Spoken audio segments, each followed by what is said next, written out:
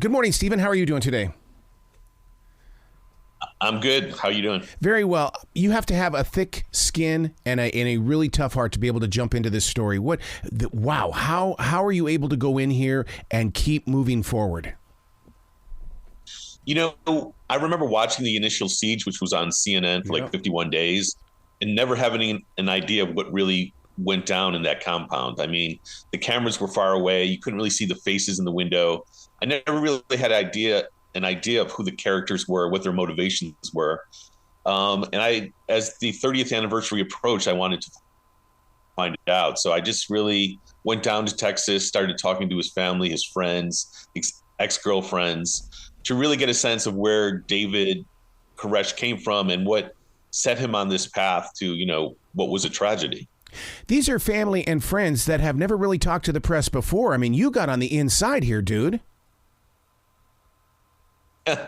Yeah, that was the aim. I really wanted to, in a way, humanize David Koresh, not glorify him, but understand why he was driven to these extremes. And what I found was, he was a guy with a big ego, even from early on. And that ego got injured when, people didn't really treat him well.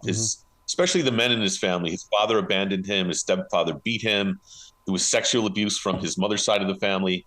So he was a narcissist who grew up thinking, nobody's paying attention to me. Nobody's giving me any respect. And when he went to Waco and joined this Branch Davidian sect, he found not only community, but he found a way to sort of, get back what he had lost in childhood, get back that respect and love. Was he a real, true spiritual leader, or was he self-chosen? Well, that's a great question. Certainly the other Davidians felt he was a spiritual leader, even perhaps the Messiah.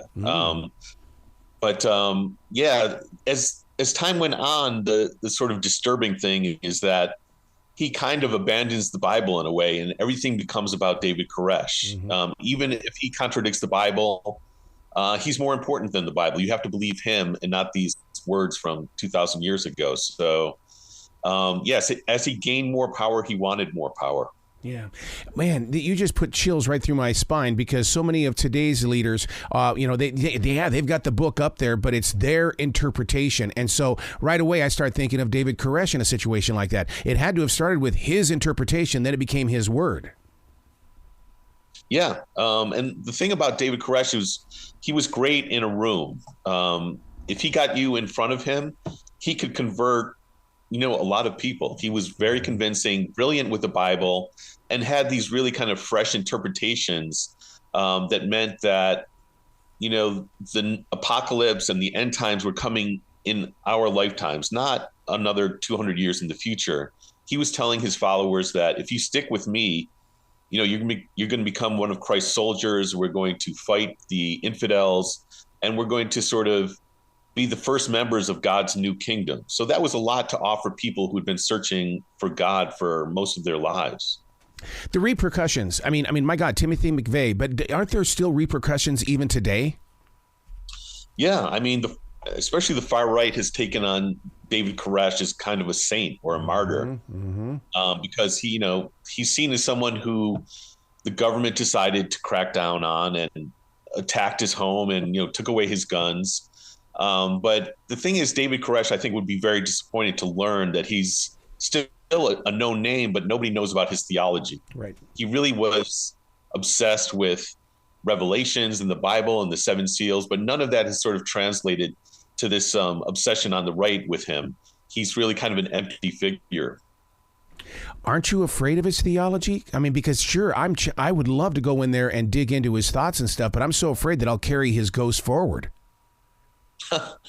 I was raised Catholic. I was an altar boy, so I sort of knew the material that he was working with. And I do think if you sort of expose where he's contradicting the Bible and show where he's really just saying things to promote his own causes, I think you take away the danger of someone else falling in love with his ideology, because it's so clear towards the end that he was just sort of manipulating people to get what he wanted.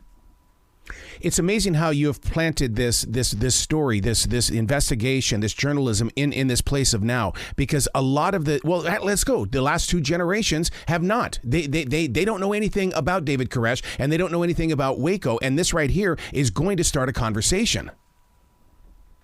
Yeah, I agree. Especially, Waco is still a live issue in America. I mean, look at Donald Trump. He launched his 2024 campaign from where? Yeah. From Waco, because it's symbolic. And the dangerous thing is that, he's kind of proposing it's like a sacred shrine, like the Alamo or Plymouth Rock, like a turning point in American history. But people don't really know where that turning point is going to lead. And one of the dangers, I think, both on the left and the right, is people increasingly living in these bubbles where they see the world through these mindsets given to them by their leaders, where they see, reality is kind of downgraded and fantasy is upgraded. So it's really dangerous for America as a whole to do really kind of the same thing that happened with David Koresh, is fall in love with an alternative reality that leads down dangerous paths. Wow. Stephan, you've got to come back to this show anytime in the future. The door is always going to be open for you. I'd love to be back. Excellent. Will you be brilliant today, okay, sir? Thank you, sir.